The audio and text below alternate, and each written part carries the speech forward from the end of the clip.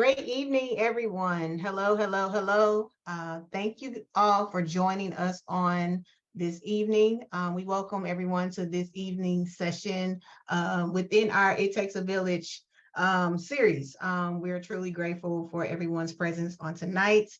Tonight, we will be talking about care in the long term, family caregiver support programs, and understanding long-term care options. And we thank our facilitators that will be presenting on today, Cindy Kincaid and Hillary Kaler. I would like to, at this moment, to introduce our president at the moment, Bridget Herring-Williams. Good evening, and thank you all for joining us for our first It Takes a Village program of this chapter year. And this is a very important topic on caregiving. Caregiving does not only dwell with the physical aspect, but it also involves the emotional support of individuals. And many caregivers deny themselves and they neglect themselves and the treatment of their own health and their own self-care as they are trying to take better care of others. They are often neglecting oneself. And so tonight we're going to learn about the resources that are available to help us to be happier and healthier individuals whenever we are caring for our loved ones and those around us that we are connected with. Again, many thanks to each of you for being here with us and to our guests and our facilitators. Thank you so much. We hope that you enjoy our first series of It Takes a Village.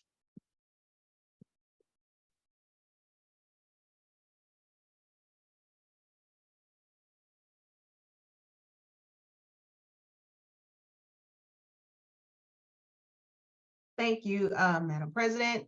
So at this moment, we will introduce Hillary Kaler and Cindy Kincaid, who will be our presenters on this evening.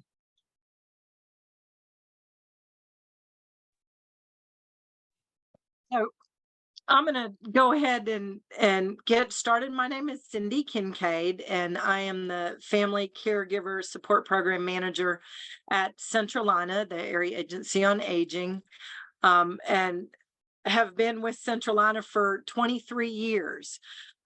Served as an ombudsman for the first 23 years of that, and have just recently transitioned into the caregiver program. So I'm going to be spending some time talking about the family caregiver side, and I'll let Hillary introduce herself. She's going to bring up the second half of the presentation today.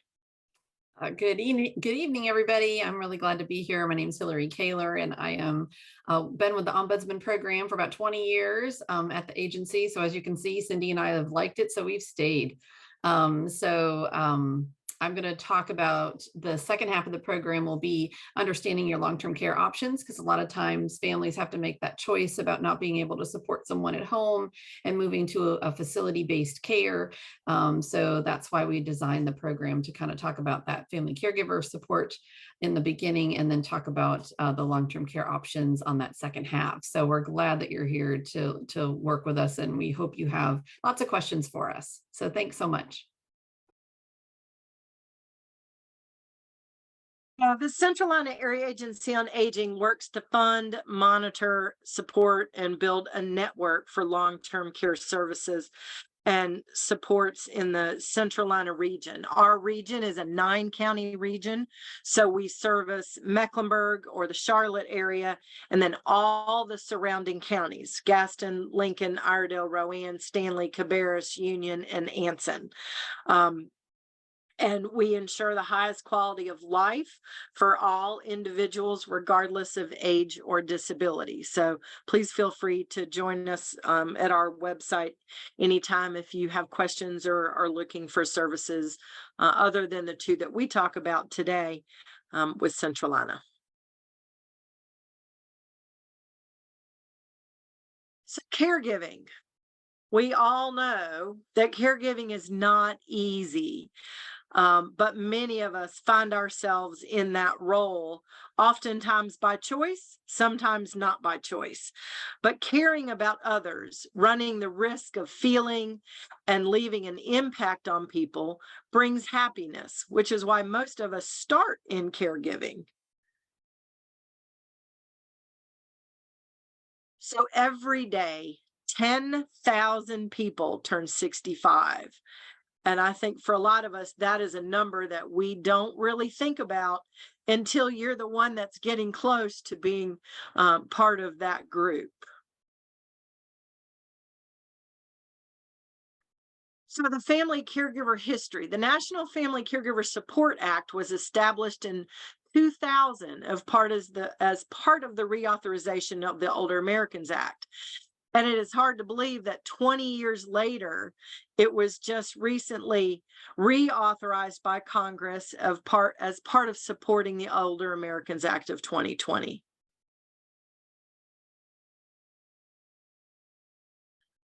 Thinking about caregiving in the US. So and this is only 15 years. This is not a very long time. We've gone from 43 million caregivers to 53 million caregivers, from 18 to 21%. And nearly 1 in 5 are providing unpaid care to an adult with health or functional needs. And when we talk about being a caregiver, we are talking primarily about the unpaid caregiver, that person who's staying home with their loved one, who's taking care of a neighbor, who's helping a friend, not necessarily those paid caregivers that work in our healthcare and in our facilities. So more Americans are caring for more than one person. More family caregivers have difficulty with coordinating care. More Americans caring for someone with Alzheimer's disease and dementia. And more family caregivers report that their own health is fair to poor. So who are today's caregivers? Many more women than men, and 45% have had at least one financial impact, meaning that they've had to spend their own finances, experiencing a change in their finances when they shift into a caregiving role, whether it's because they've had to stop work, had to cut back on work, or even just the cost of being a caregiver in general. And 61% still work, either at a full-time or part-time level.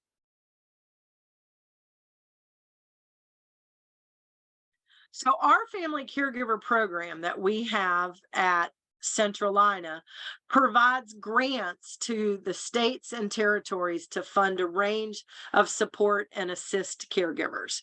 So for our caregiver program, it's broken down into kind of 5 different categories.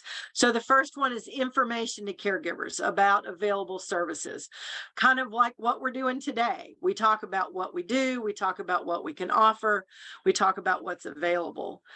Category 2 is the assistance to caregivers in gaining access to service.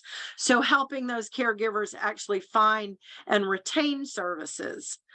Category 3 is much more around the individual counseling, support groups, trainings to assist caregivers in improving their own areas of health, nutrition, and financial literacy. Category 4 is respite care to enable caregivers to be temporarily relieved from their caregiving responsibilities.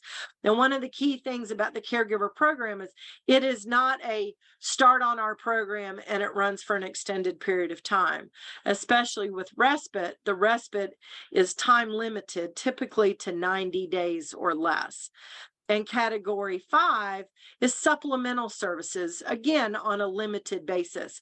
And these are assisting caregivers in obtaining some of the products or services or kind of durable medical equipment that they might need to help the care recipient that they're providing caregiving for, that can offset and help with some of the financial burdens.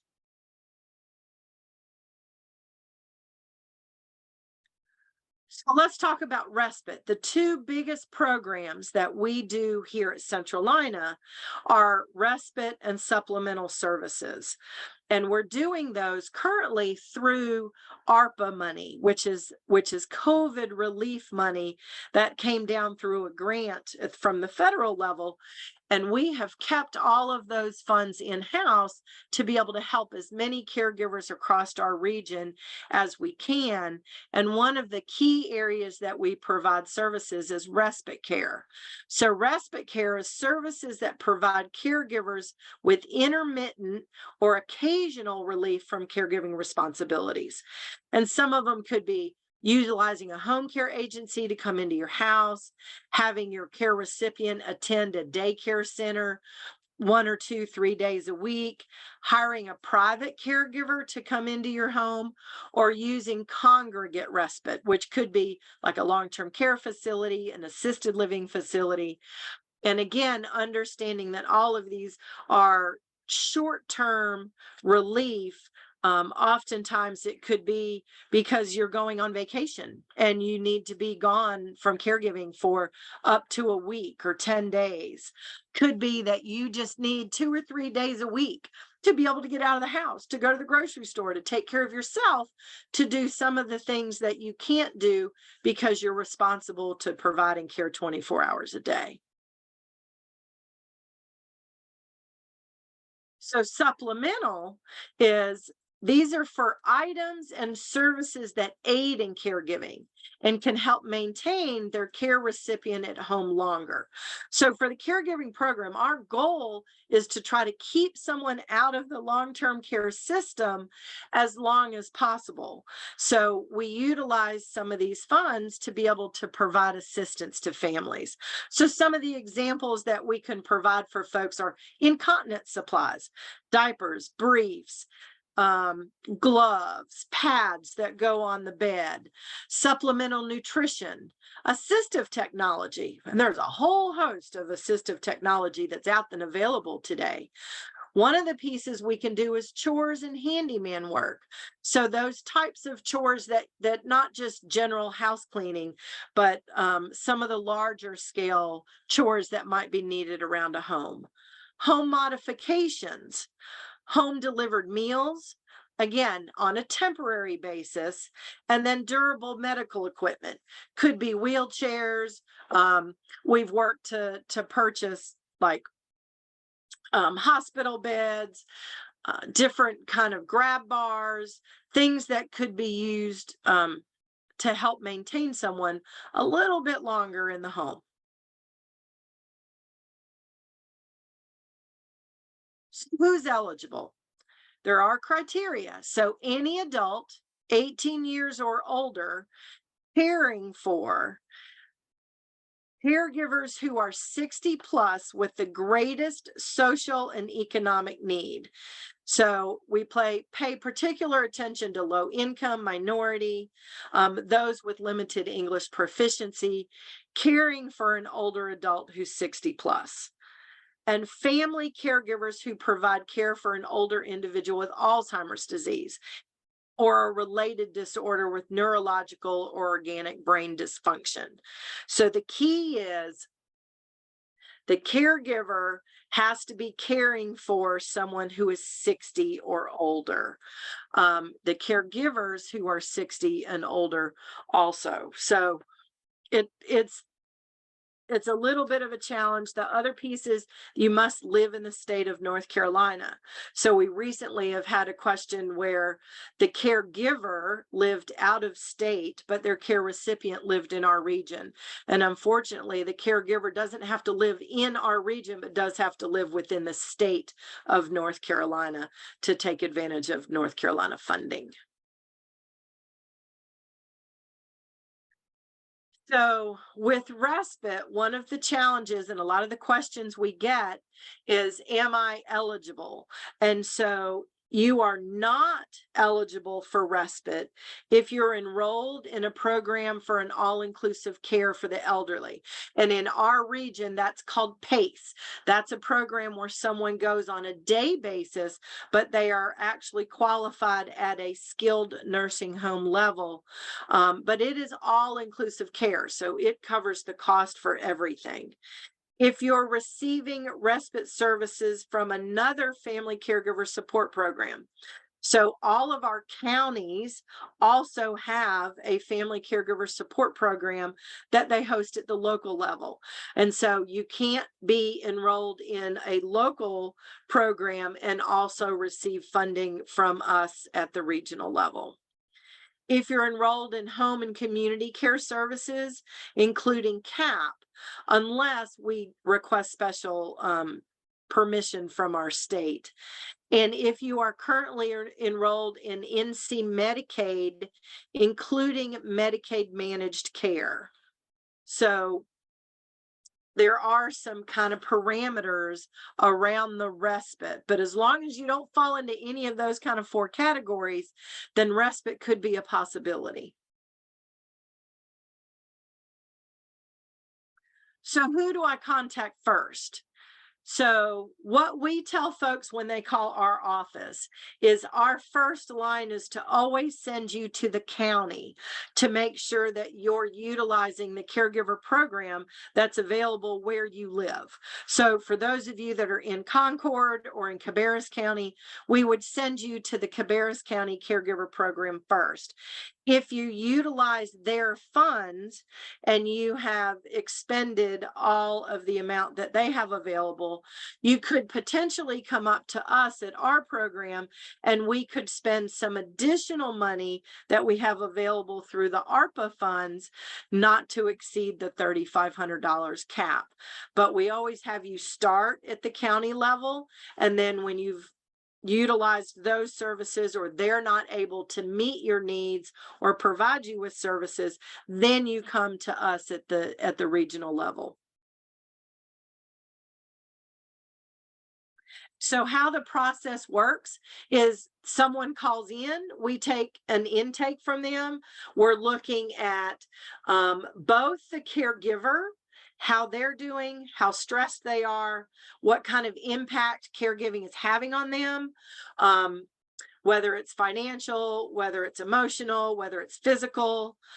And then we assess for caregiver needs to determine both through biopsychosocial, which kind of looks at the whole aspect of their lives. And then we also take a look at the care recipient to make sure that they fall into the proper category and that there's a need there. Once all of that is kind of determined that they're able to take advantage of our services, then we plan. So we connect them to local resources and assist the caregiver with developing a plan to use our funding. So oftentimes, we have X amount of dollars that's available. And right now, in order to get our funding to kind of stretch as long as it is, we have approximately $1,000 per client that we can spend towards respite. And so we have to make a plan. Are you going to use a private caregiver? Are you going to enroll them in a caregiver through like a home health agency? So we help get all of that coordinated. And then we make sure that that's funded to make sure that those services are provided. And then when it's all done, we kind of evaluate, was it helpful? Did it relieve any stress? Was the program effective in being able to be of assistance to them? So this is just kind of a slide that has all of the local caregiver programs. They are all kind of housed in different locations. So Cabarrus County, yours is through the Department of Human Services. Some of them are through the Council on Aging's. We have some that are run like through the Senior Services Department. So if you ever have questions, you can certainly reach out to us in our program, and we can make sure we get you in touch with the correct program. So that is it for me as the caregiving section. I know that they had suggested that we stop and take a break for questions. Would it be easier for you guys to ask questions now or to ask questions at the end?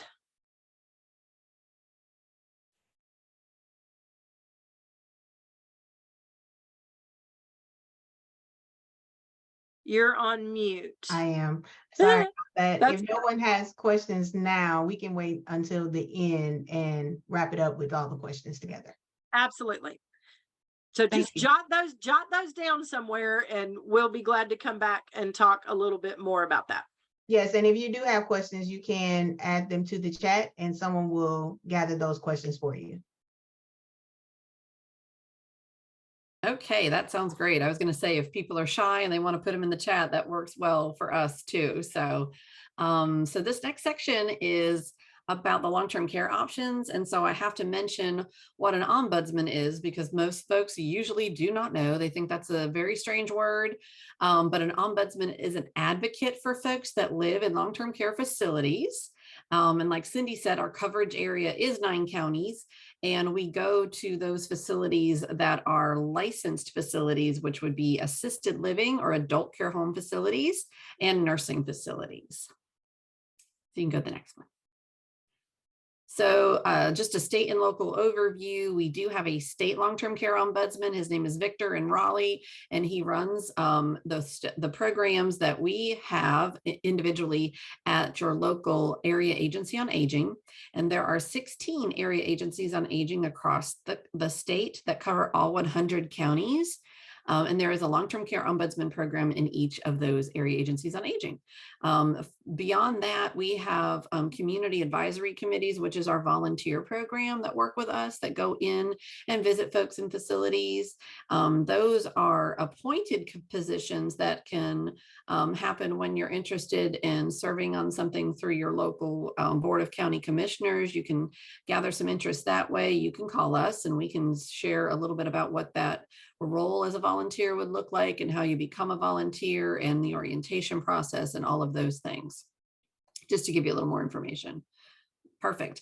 So what we usually talk about with ombudsman program, and a lot of our job is talking to people, what we say before, during, and after potential placement. So sometimes it's like Cindy said, when you have people at home, what other resources are available to keep people in their home? Or is it respite that they need because they're going on vacation? We can talk to them about a facility that might do some respite care. We talk about, I'm moving my loved one from another state because I live here and I want mom and dad to live close to me, or my sister. So we're looking at those types of questions, and we will talk about independent living slightly. We're going to talk about retirement homes and assisted livings and nursing homes to give you a better overview. Our role as an ombudsman is to work with people while they're in placement at the long-term care facility, even though we have conversations before they come and maybe on how to leave and how to get back home. But our role and our jurisdiction is when they're in a facility and how we can assist them if they're having concerns. So when we talk about what folks might need, we always talk about what do you need and how you're going to pay for it. So looking at what you might need or what your loved one might need would be, what do they need medically? What kind of help do they need physically every day? Do they need help with assistance in bathing? Do they need help with medication management? Do they just not drive anymore and they need assistance to and from appointments? Do they have any emotional or social or spiritual needs that we can look at? And with the financial piece, you have to talk about, how are we going to pay for this care? How much is this care? Do I have a long-term care insurance policy that's going to help me cover? What does Medicare really cover? Do I have enough private pay funds to pay for it for a period of time? And what that's going to look like. And folks always ask, well, who's going to help me navigate this system? Well, we're here to kind of offer you insight. And a lot of times that burden falls back on the family or the person that's trying to find that placement. So we have a lot of hands in the pot, so to speak. So just a quick little overview on Medicare. So a lot of times when folks are utilizing that benefit of Medicare, it is because they're in a nursing facility and they're there for rehabilitation. And so we always like to remind folks, Medicare is not free. You have different benefits between your Part A, your Part B, and your Part D benefits. Your Part A does help pay for some of those expenses in long-term care. And depending on that Medicare plan you have, or if you have a Medicare Advantage plan, after day 20, on day 21, those expenses change, and some of that becomes out-of-pocket expenses, or may change to a supplemental plan. And of course, your Part B has your home and medical equipment, and your Part D is your pharmacy plan. And we are almost in that, I think it's October 15th. Cindy can correct me if I'm wrong, but that an open enrollment period where we encourage people to review and look at that with their loved ones between, I think, October 15th and December 15th, or close to those dates, and to talk about with a SHIP counselor potentially some of those benefits. And we can answer more questions if you have that. Some of those Advantage plans I mentioned, those are a little bit different, but based on your plan, they still are a Medicare product, and it just changes with the plan that you've chosen. Your other public benefit would be the Medicaid program. Adult Medicaid in North Carolina is not automatic. You must apply for it. You must qualify. The only way to really do that is to go to your local Department of Social Services in the county where you live and just see if you've met that eligibility criteria. If you've lived here long enough, you've been a resident, how much you have in your accounts, what's going to be counted towards your overall income level. And there's different qualifications based on where you live. So the Medicaid program gets more confusing when you may live in a long-term care facility versus living home in the community. Your benefit is there, it's potential, some of the same eligibility requirements, but it may change based on what your income is every month. So at home, it's one piece of benefit. In assisted living, it's another threshold for income, and also for skilled nursing, it's a different threshold. And it's not the same in every county or state, because Medicaid is a state, there's federal funds, but it's a state-driven program. So starting with the basics again, independent living and community support.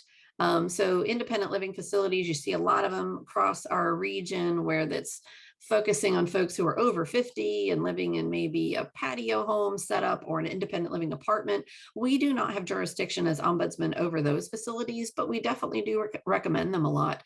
They're a nice communal environment for people who may not drive anymore. They do some activities and outings. You're surrounded by a lot of folks who are similar to you, who might need some assistance and be independent, don't want to keep up with the house anymore and the yard and mowing and all of those types of things.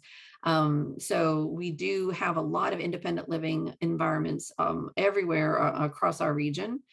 Our facility-based care is what I mentioned, the adult care homes, or we like to call them assisted livings, nursing homes, nursing facilities, and retirement communities. So we call those a CCRC, a continuing care retirement community, are those larger communities that have all of those levels of care. So they have sometimes cottages, apartments for independent living, assisted living, and nursing home. And then your acute care settings, of course, hospital and your rehab facilities. So the retirement communities, there are several in our area. There is one in Cabarrus County called Taylor Glen. There is about 7 or so in Mecklenburg. There's one towards Gaston County. And those are those larger facilities that have all of those care levels. They do have usually a large entry fee. They have it based on what you're choosing to move into, and they base it a little bit on your health and age as well, just depending. And you have a lot of contractual agreements that you must sign and admission packets when you're going to those types of facilities, but they do promise that you will stay on site on that campus. You may not always stay in that original apartment that you moved into, but you will stay on that campus and move through that community as your needs may change and increase. Assisted livings are, there's several across our 9-county region. And assisted livings were developed to kind of be that in between, when folks used to always feel like, oh, going to a nursing home, I don't really need that much care, but I need a little bit of assistance. And they were put into place to sort of address those basic needs of bathing and dressing and toileting.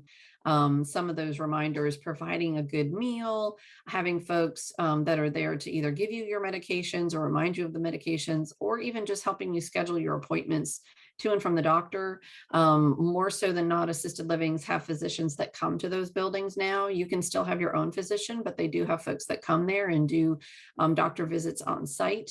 And they also can do things like checking your blood pressure and monitoring your weight if you're on certain medication where you need to be real careful of fluid intake and those types of things.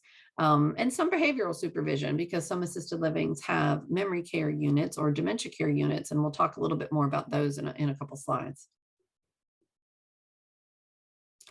The other things that are important to know about adult care homes is that there's a couple different types.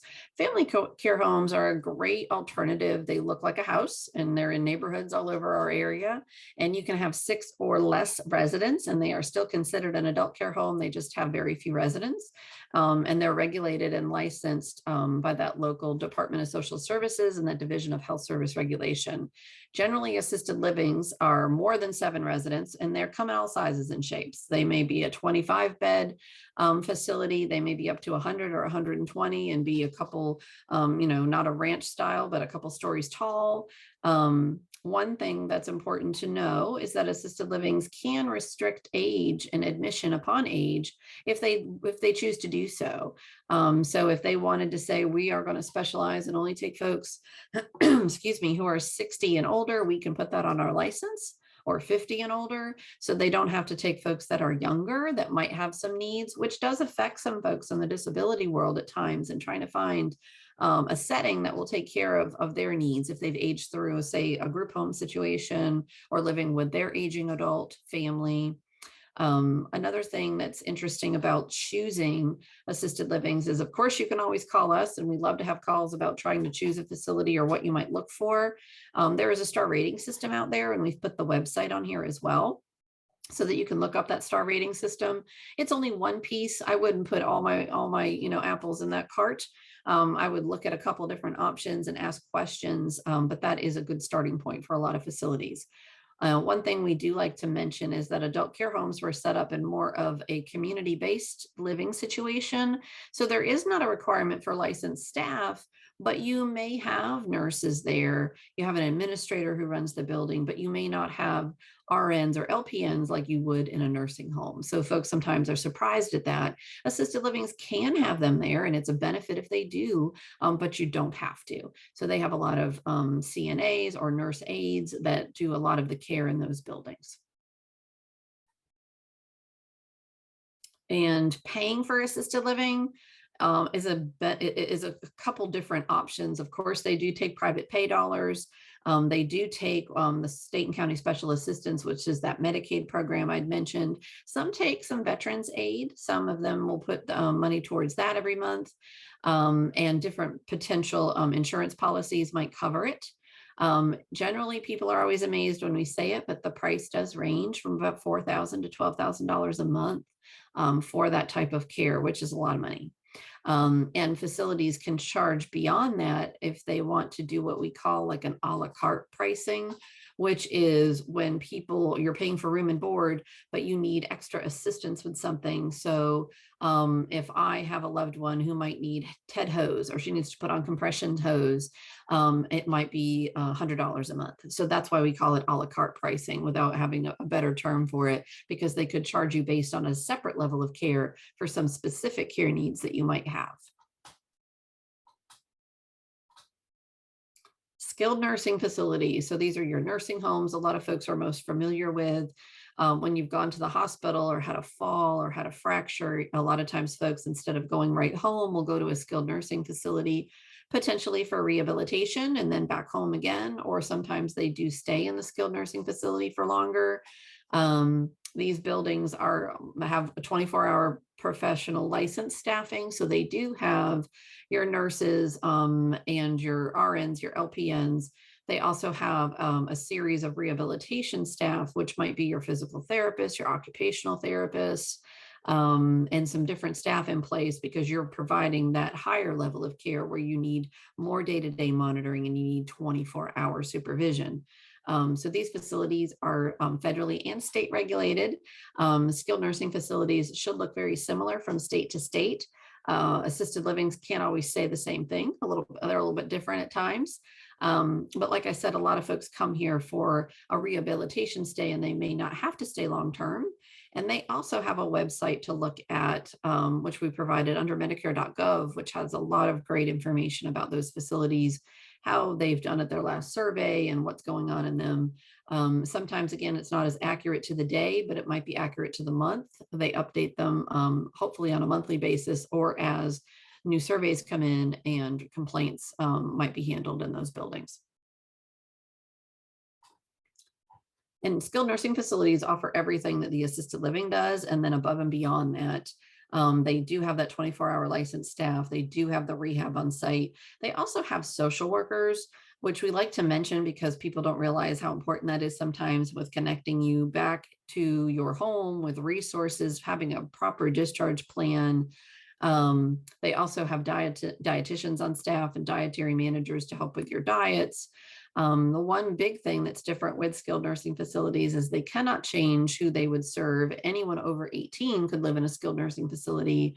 And some do. I have a lot of folks that we've worked with over the years that are in their 20s and 30s. They might have had a car accident, a stroke at a young age, or some kind of incident or accident that occurred. So we have a lot of younger people in skilled nursing facilities, and people don't always realize that. The payment options for nursing homes do vary, again, with private pay dollars, of course. A lot of folks come in there with that Medicare benefit. So that might be that short-term stay, which could be 20 days or less. It might be up to 100 days if you qualify for that. A combination of long-term care insurance or supplemental insurance, workers' comp, those types of things. Some facilities accept veterans benefits if they've contracted with the VA to do so. And a nursing home, again, the prices, again, are higher because of that level of care you're paying for. They do have daily rates if people are there or going to utilize respite care. So it might be a couple $100s a day and you're there for 4 or 5 days or a full week.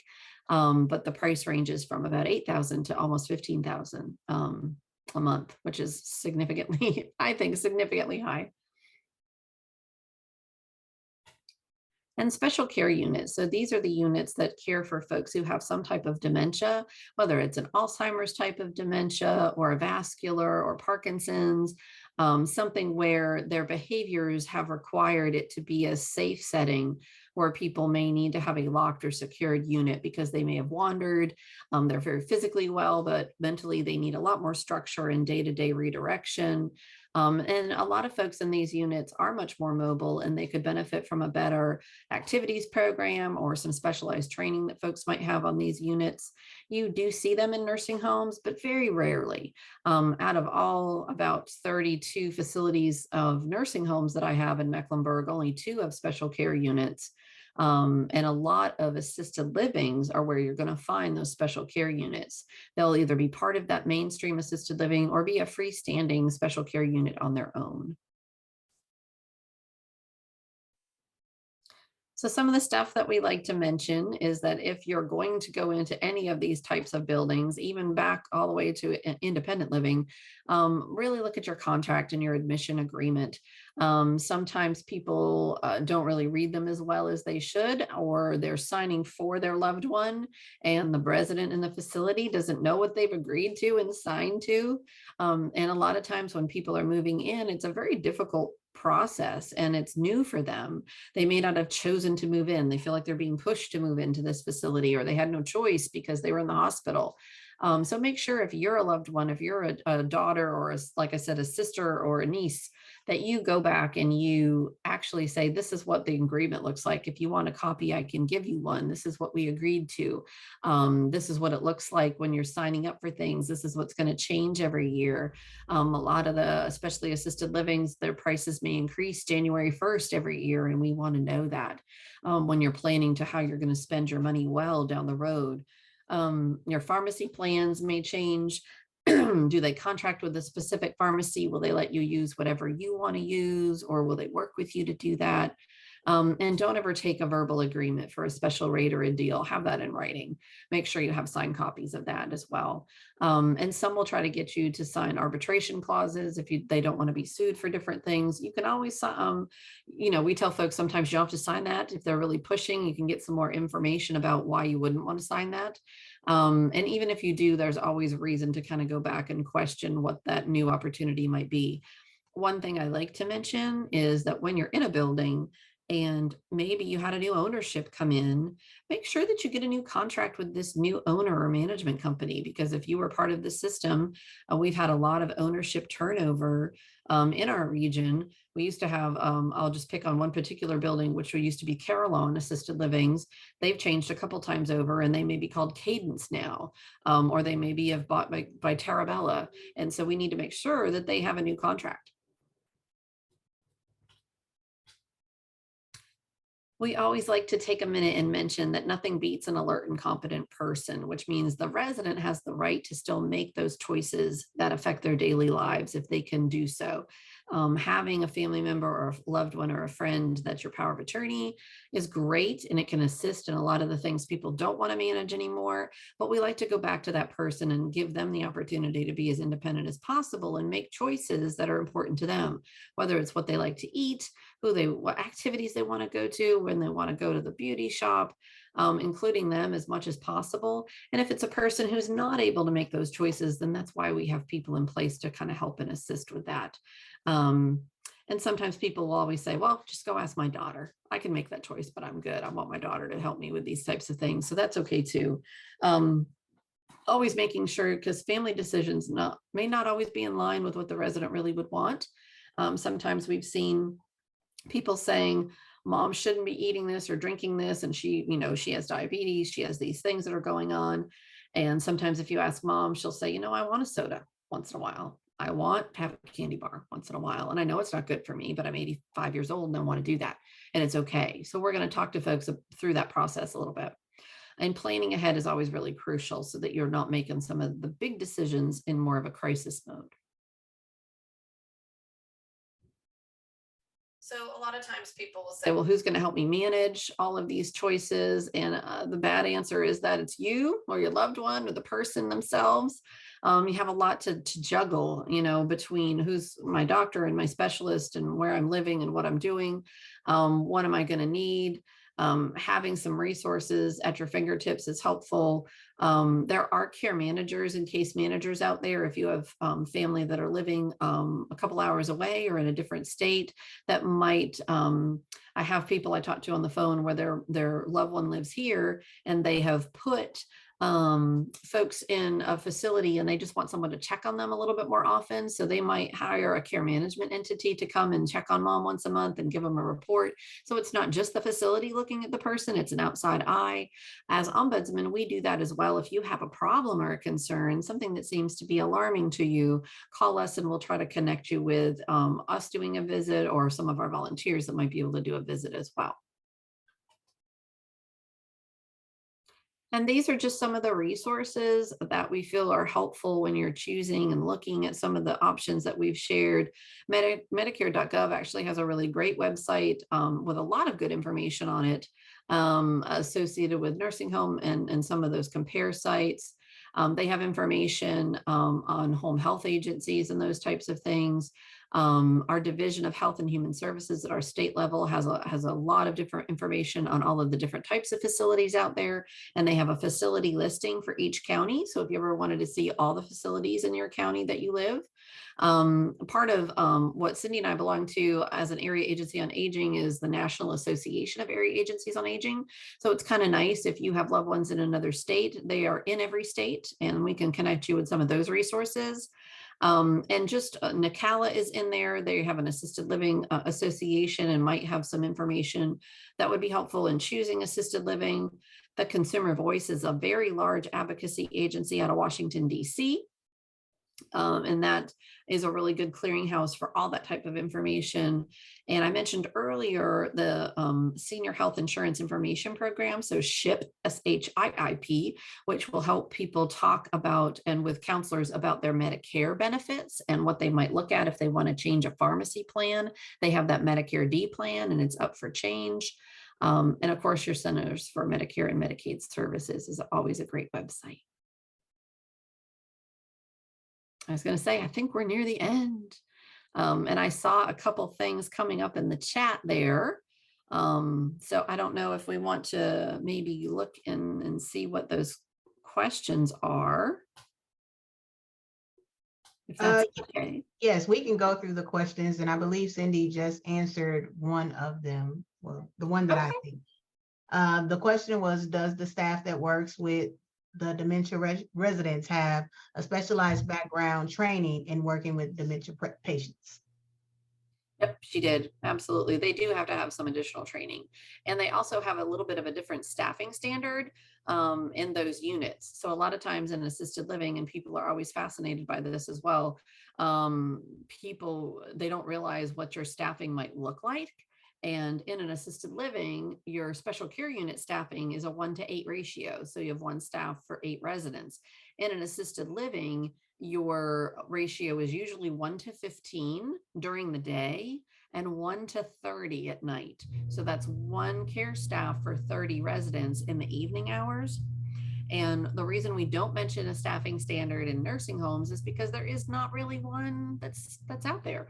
They staff to what they call acuity, and they staff it based on you being in needing a certain number of nursing hours per day. And they say that that is roughly around 4 hours of nursing care per day, but they don't do it based on 1 staff per this many residents. And that confuses people a lot of times.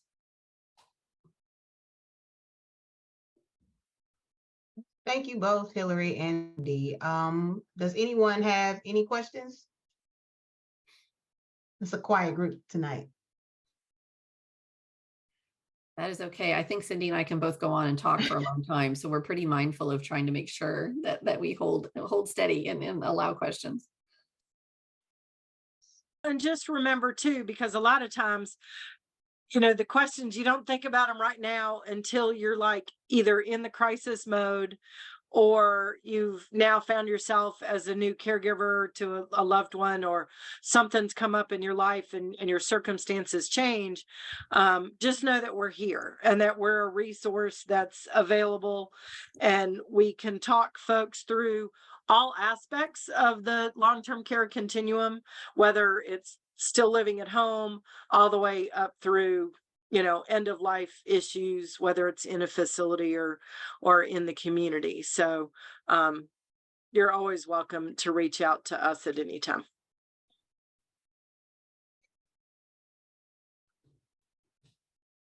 Yes, thank you. Lots of thank yous. I did place a survey in the chat. If everyone could please provide your input on today's discussion so that we can better serve the community. One question that I did have for you, Hillary and Cindy, I know that your organization does training for individuals. Can you provide information about that in a way so that we can be proactive in just in being prepared for the future if it need be? Sure. If you want, I would say, and Cindy can tell me different, I would say go to our website and take a look. There might be some training that you can kind of look and see what's on there. But if you have anything specific, please reach out to both of us. We'd be happy to kind of give you the all-in-one of what we can do. And we do go to a lot of different groups and church groups and do a lot of education throughout the community just to try to make people aware of the programs that we do have. Because a lot of times people will say, well, if I had only known, you're like a best kept secret. So yeah, just reach out to us. And if there's something specific you want information on, and if we don't do it, we will hook you up with someone that might. Yeah, so the PowerPoint slide can be shared with everyone. I will send that out to the registration. Well, if you registered for this tonight, you'll get an email tonight, and I'll send that over to you. Thank you for having us. We appreciate the opportunity. No, thank you. This is very important information that we need just to prepare for it. Again, I'm all for being proactive and not being reactive. And as a community, I think most of us have seen us be reactive to our aging parents and health crisis. So getting this information in the front and thinking about it now just to prepare us just for the when and if. So I do appreciate you guys for joining us this evening. And if there is no questions, that will be all for us. Cindy, Hillary, do you have any last minute comments? No, just thank you for having us. Okay, yes, that will be all for us. Everyone, please have a great rest of your evening. Be looking out for the PowerPoint slide, and in the chat, please fill out the survey link so that we can better serve you with our programs that we have from Concord Alumni Chapter.